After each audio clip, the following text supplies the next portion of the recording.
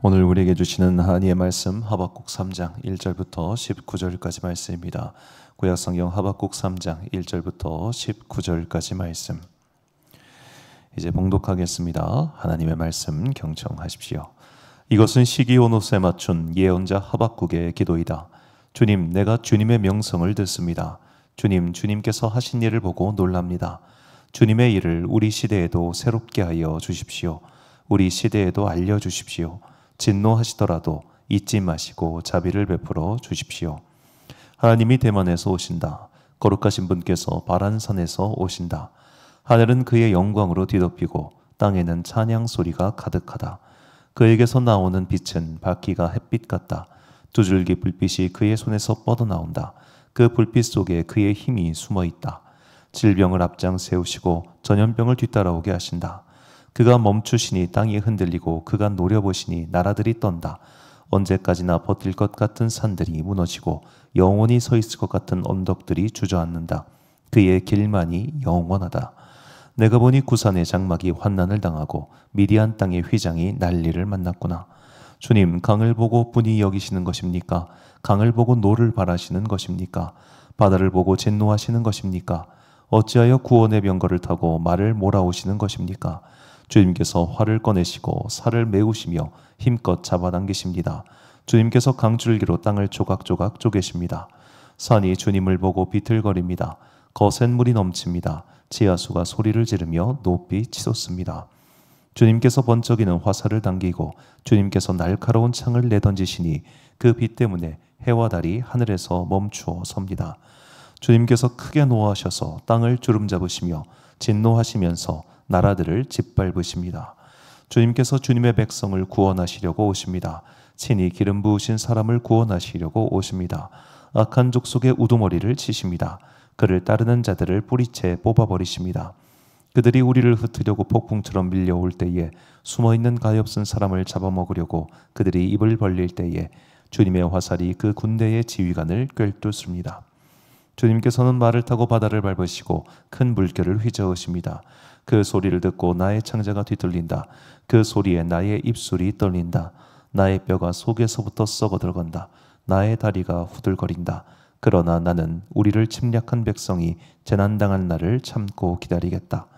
무화과 나무에 과일이 없고 포도나무에 열매가 없을지라도 올리브 나무에서 딸 것이 없고 밭에서 거두어 드릴 것이 없을지라도 우리의 양이 없고 외양간에 소가 없을지라도 나는 주님 안에서 즐거워하련다.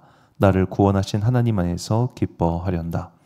주 나의 하나님은 나의 힘이시다. 나의 발을 사슴의 발과 같게 하셔서 산등성이를 마구 치닫게 하신다. 이 노래는 음악 지휘자에 따라서 수금에 맞추어 부른다. 아멘.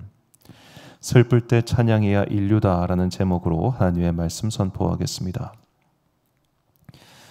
우리말로는 알 수 없는 그 히브리어, 구약 성경 히브리어 원문만이 가지고 있는 음율과 곡조라고 하는 게 있습니다. 이제 랍비들이 녹음해 놓은 그 히브리어 원문 그 녹음 강독을 들어보면 이 사람들이 중간중간에 노래를 불러요. 참 신기한데 그 사람들도 그게 악보가 있는 게 아니고 다 구전전승입니다. 악보라도 있으면 그걸 어떻게 배워보겠는데 악보가 없어요. 그래서 이제 그때 당시에 제가 신기해서 교수님한테 물어보니까 이건 유대인들한테만 가르쳐 준답니다. 그래서 부르는 법도 약간 다르긴 한데 여하튼간에 이제 이렇게 기타 등등 이 노래를 어떻게 부르고 어떤 느낌으로 부르는지 그게 나와 있는데 오늘 본문에도 그게 등장을 해요. 자, 본문 1절을 보니까 시기 오롯에 맞춘 선지자 하박국의 기도라라고 나옵니다. 자, 여기서 이 시기 오롯이 무언가 알 수 없습니다. 알 수 없는데 단지 이제 추측을 하건대 이 시기온옷의 단어의 원어가 샤가라는 뜻이에요. 이 단어의 의미는 흔들리다, 방황하다라는 뜻으로 아마도 그래서 시기온옷은 뭔가 슬픈 곡조의 노래를 뜻하는 것이 아닐까라고 추측을 합니다.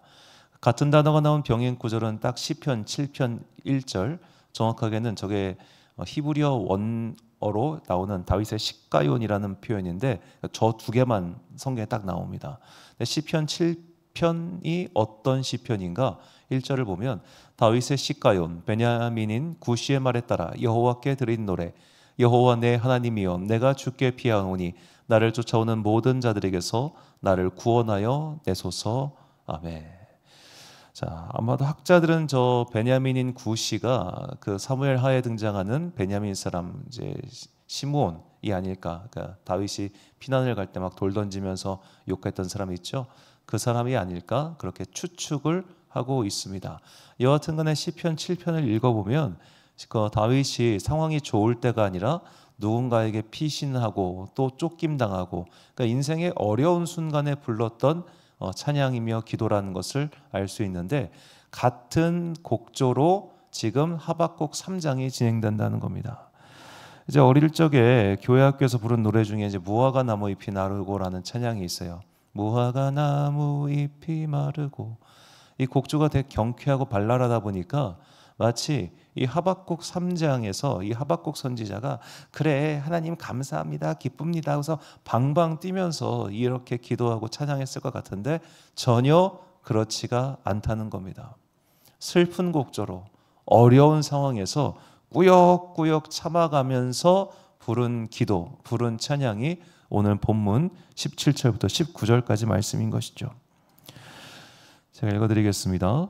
비록 무화과 나무가 무성하지 못하며 포도나무에 열매가 없으며 감람나무에 소출이 없으며 밭에 먹을 것이 없으며 우리의 양이 없으며 외양간에 소가 없을지라도 나는 여호와로 말미암아 즐거워하며 나의 구원의 하나님으로 말미암아 기뻐하리로다. 주 여호와는 나의 힘이시라. 나의 발을 사슴과 같게 하사 나를 나의 높은 곳으로 다니게 하시리로다. 이 노래는 지휘하는 사람을 위하여 내 수금에 맞춘 것이니라. 아멘. 자, 나는 여호와로 말미암아 즐거워하며 나의 구원의 하나님으로 말미암아 기뻐하리로다. 자, 그가 지금 기쁜 상황에 있기 때문에 기뻐하는 게 아닙니다. 힘들어 죽겠습니다. 쫄딱 망했습니다. 자, 하박국의 상황, 지금 여전히 바벨론의 군대는 강성하고 그들은 우리를 괴롭히고 있고 처참하게 사람들이 죽어가고 있습니다. 처참하게 죽어가고 있습니다. 그들이 성을 포위했고 먹을 것은 없었고 굶어 죽는 사람도 있고. 자, 이게 저는 우리가 그런 극한 상황을 이제 경험할 일은 없잖아요. 아사자가 옆에 있다는 게 얼마나 끔찍한 일입니까? 아사자가. 자, 그렇게 사람이 먹을 것이 없어 죽어가고 괴롭힘 당하고 하는 극한의 상황 속에서 도움은 보이지 않고 하나님의 약속은 언제 올지는 몰라요. 약속을 해주셨어요. 분명히 들었어요. 그 힘으로 버팁니다. 그런데 언제? 우리가 가장 힘든 게 기약 없는 기다림입니다. 때를 정해놓고 고통을 버티라고 하면 버텨요. 그런데 때를 정하지 않고 그냥 괴롭히면 사람은 죽습니다. 자, 기약 없는 기다림, 그러나 약속은 분명히 주어졌습니다. 그래서 버티기로 결단합니다. 하나님, 내가 버티겠습니다. 나는 주님을 믿습니다. 그런데 빨리 왔으면 좋겠습니다. 수년 내에 부흥케 하소서라고 간구를 한 뒤에 그가 말하는 거죠. 이런 상황일지라도 나는 주님으로 말미암아 즐거워하겠다. 즐겁기 때문에 즐겁다고 하는 게 아니라 즐거워하겠다라는 자기 결단의 고백이 오늘 하박국의 마지막 장인 겁니다. 자, 시편은 이런 기도가 정말 넘쳐납니다. 자, 시편의 기자들, 특히 다윗의 시편 같은 경우를 보면은 그가 편안하기 때문에 편하다가 노래하는 게 아닙니다. 평안하지 않습니다. 괴롭습니다. 힘겹습니다. 그럼에도 불구하고 나는 찬양하는 겁니다. 노래가 나오지 않습니다. 기쁨이 나오지 않습니다. 감사가 나올 일이 없습니다. 그러나 감사하는 겁니다. 자, 우리가 감사라고 하는 이 한자어를 나중에 시간 되시면 잘 살펴보세요. 느낄 감자에 사죄할 할 사자를 써서 감사입니다. 감사라고 하는 것은 상대방에게 고마움을 표하는 게 아니라 내가 죄인임을 느낄 때 감사해요. 난 그 한자어 누가 만들었는지 몰라. 기가 막혀요. 내가 죄인임을 느끼는 게 감사라니까. 그 직역하면은 하나님 앞에서 내가 죄인이란 걸 깨달은 사람만이 할 수 있는 게 감사해요. 받은 게 있기 때문에 감사한 게 아니라. 자, 지금 내 수중에 아무것도 없고 나를 둘러싼 상황이 어떠한 것도 나아진 것이 없음에도 불구하고 감사의 찬양을 불렀던 것은 그들이 그만큼 하나님께만 매달렸고 하나님을 간절히 쳐다봤기 때문이죠. 자, 유명한 시편 31편 9절을 보면 여호와여 내가 고통 중에 있사오니 내게 은혜를 베푸소서. 내가 근심 때문에 눈과 영혼과 몸이 쇠하였나이다. 자, 다윗의 시편입니다. 고통 중에 있다고 합니다. 정말 우리식으로 말하면 다 정말 죽겠습니다 주님, 이렇게 기도합니다. 그런데 이 시편 31편의 끝마무리가 어떻게 되는가? 너희 모든 성도들아 여호와를 사랑하라. 여호와께서 진실한 자를 보호하시고 교만하게 행하는 자에게 엄중히 갚으시니라. 여호와를 바라는 너희들아 강하고 담대하라. 자, 지금 자기의 상황이 강하고 담대해졌기 때문에 야, 나 믿고 따라와. 야, 내가 간증을 얘기하는데 내가 이렇게 힘든 순간에 하나님을 의지하고 버티니까 이렇게 됐어. 자, 시편은 간증이 아니에요. 모든 세월이 지나간 이후에 내가 성공해가지고 일이 잘 풀려가지고 그때 정말 너무 가난했고요, 그때 정말 너무 아팠고요, 그런데 제가 기도하고 하나님 만나서 다 회복되고 다 좋아졌어요. 지금 이 얘기하는 게 아니에요. 시편 기자는 똑같은 상황이에요. 상황은 여전히 그대로예요. 상황은 여전히 절망스럽고 상황은 여전히 괴로워요. 그럼에도 불구하고 그들은 뭐다? 나는 끝까지 찬송하는 겁니다. 끝까지 기도하는 겁니다. 이것이 믿음으로 살아가는 모든 성도들이 마음속에 품어야 하는 믿음의 자세입니다. 자, 거듭거듭 말씀드리는 이야기지만 우리가 건강하고 돈 많고 삶이 평안하면 믿음 생활 되게 쉽습니다.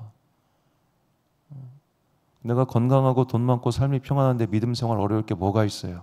일주일에 한번 나와주면 그만이지. 한 번씩 나와주고 목사한테 웃짝 들어주고 교인들 앞에서 잘 지내셨어요 인사하고 돌아가면 되지. 되게 쉬워요.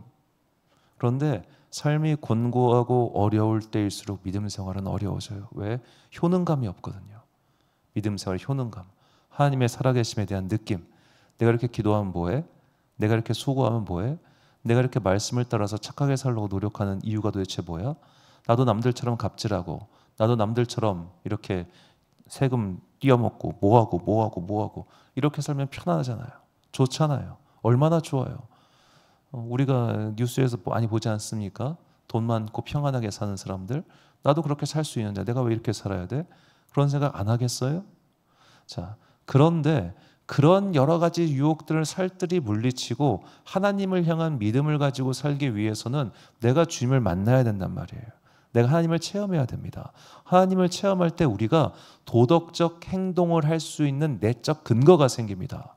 하나님을 만나지 않는 사람에게는 도덕적 행동을 할 수 있는 내적 근거가 매우 약하기 때문에 상황에 따라서 어떤 부분은 도덕적이 되고 어떤 부분은 비윤리적이 되는 거예요. 하나님을 안 만난 사람들의 특징은 자기 신념대로 가는 거지 믿음에 따라 순종하는 게 아닌 것이죠.